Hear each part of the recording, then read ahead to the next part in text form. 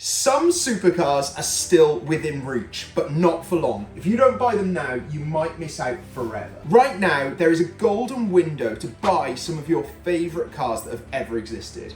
Cars that have taken a big depreciation hit, and there's a short amount of time where they might actually now start appreciating.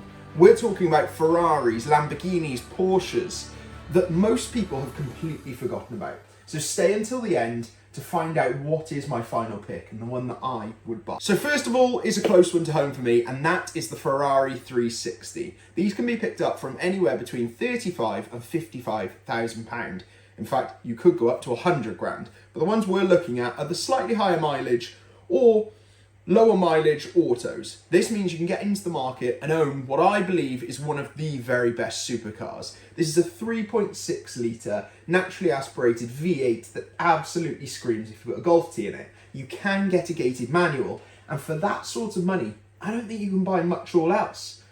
What I am noticing with these though is clean examples are disappearing fast. Because these cars have been so cheap for so long, you end up having a lot of those in the market that really are dogs. So make sure that you pick one up before prices start ascending and the clean ones start disappearing off the market. Demand is rising, supply is shrinking, but if you think that's rare, wait until the next car on this list. The Lamborghini Superleggera. Most people know it as the first generation of the Lamborghini Gallardo, but a special edition. It's infinitely harder to find. The Balboni was the lightweight edition Superleggera, which is extremely low production run. And in a manual gearbox, you've got an absolute unicorn. That naturally aspirated V10 will always sound incredible. And as Mark McCann says, it's approaching that post-launch of the 15-year mark. And what's that important about? Well, depreciation. Most of the time, a special edition, Lamborghini and Ferrari, by the time it hits 15 years, it's depreciated to its bottom,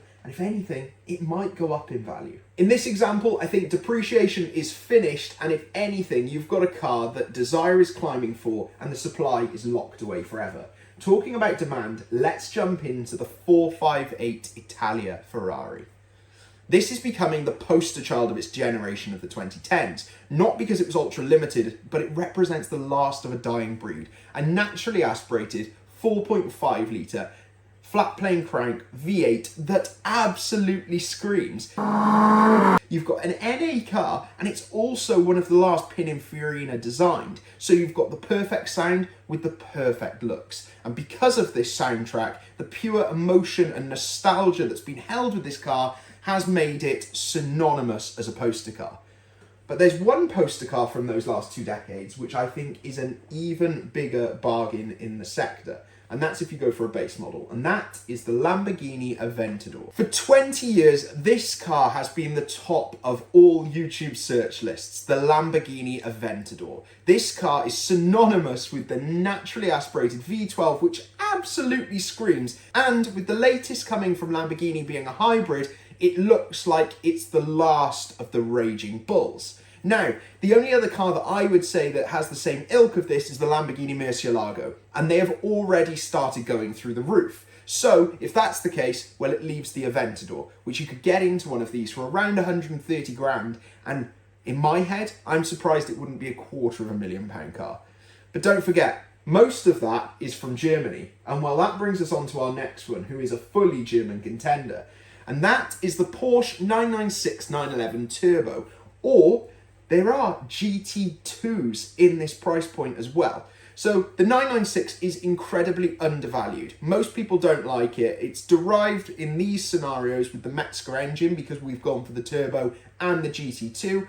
But most people don't like the fried egg headlights, the fact that it's a water-cooled 911, not an air-cooled, and it's left these as the ugly ducklings in the Porsche lineup, which I think leads to it being the biggest bargain of the century. The idea that a 911 Turbo from a car like this can go for around about the £30,000 to £40,000 mark, and you could pick up a 996 GT2, which they only made 1,287 of, for less than £100,000. In my eyes, that car should be more like £150,000 to £200,000, like the 997 GT2.